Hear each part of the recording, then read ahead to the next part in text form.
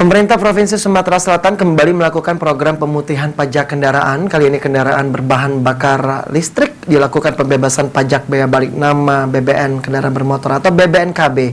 Gubernur Sumsel juga menghimbau agar seluruh kendaraan dinas dapat beralih ke tenaga listrik.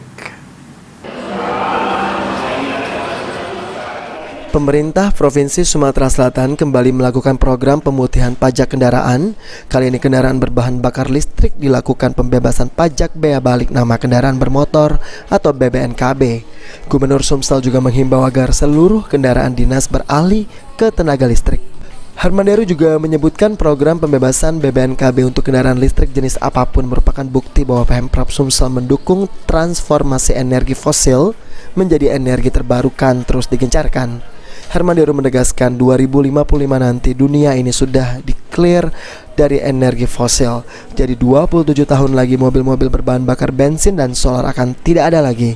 Dari itu mulai dari sekarang Sumatera Selatan sudah bergegas beralih ke mobil dan motor listrik.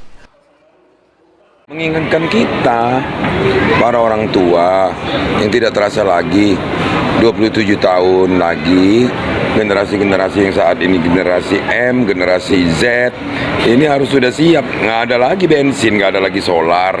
Yang ada adalah electric power. Ini yang mungkin dikerjakan Sumek hari ini tentu akan dituai pada 2 dekade ke depan, bahwa kita harus siap dan tidak harus nunggu 27 tahun lagi. Kalau bisa saat ini kita sudah mulai bertransisi.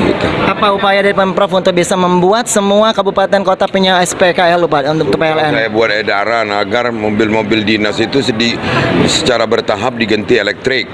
Motor dinas juga demikian.